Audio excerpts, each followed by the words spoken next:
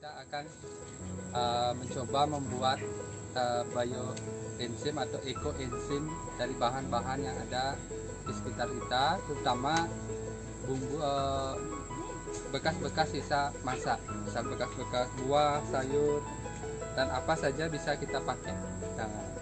Nah, alat yang kita pakai di sini ini sebuah jerigen, begini jerigen yang ada nanti jerigen ini dikasih keran begini.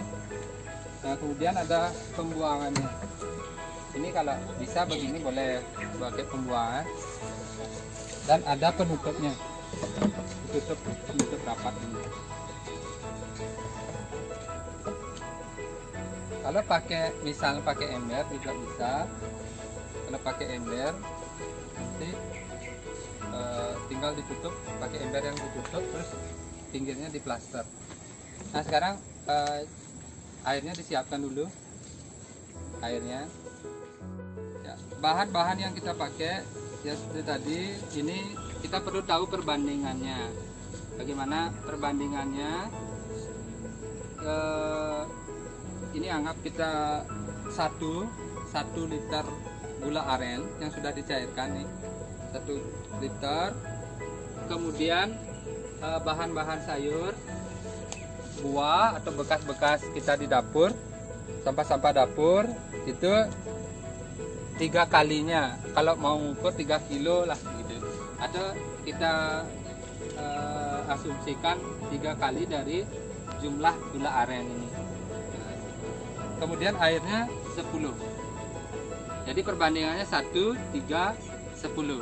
Kemudian kalau mau ditambahkan, kalau ini adalah molase, gula aren yang sudah difermentasi selama kurang lebih 3 bulan lebih sampai 6 bulan. Ini nanti juga dimasukkan sekitar 50 sampai 100 ml. Yang pertama kita masukkan kemudian air 10 liter, 10 kilo.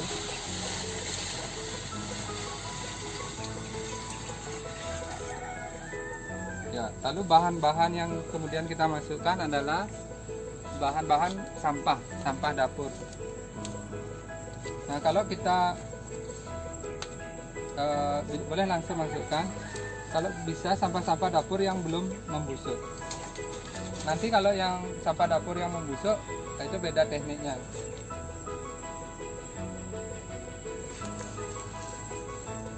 Kita masukkan dulu semuanya, sekitar 3 kiloan.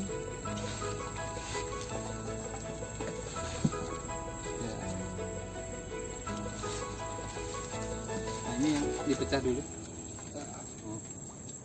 biar mudah nanti fermentasi. Bekas-bekas jeruk ini, jeruk yang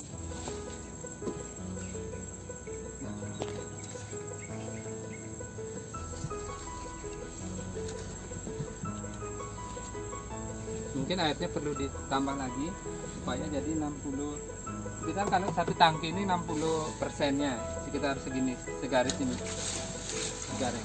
Kita bisa pakai air hujan, air lendang biasa, yang tambah lagi dikit. Top. Nah, ini sekitar, boleh lebih dikit. Nah, sekarang masukkan ini gula aren. Kebetulan ini gula aren yang sudah jadi, sudah difermentasi. Ya, coba dilihat lagi. Nah, ini sudah biangnya. Kemudian molase. Nah, ini begini.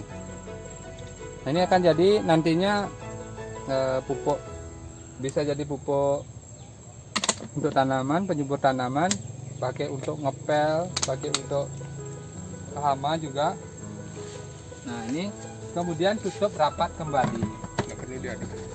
Ya, ini udah teraduk ini. Kita tutup. Kalau kita sering, nah tutup rapat.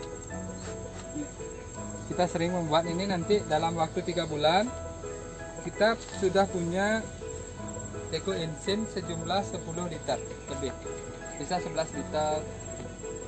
Nah, itu kita bisa pakai untuk segala macam. Nah, kalau kita mau jernihin air, itu kita tuangkan 1 liter ke ini, ke sungai itu untuk membuat air sungai itu kembali organik. Dia akan kehilangan baunya, bau-bau yang tidak enak itu akan hilang. Dan banyak lagi yang manfaat dari ekoenzim. Yang paling penting adalah kita tidak membuang-buang sampah sembarangan, tapi kita bisa memanfaatkannya menjadi sesuatu yang berguna.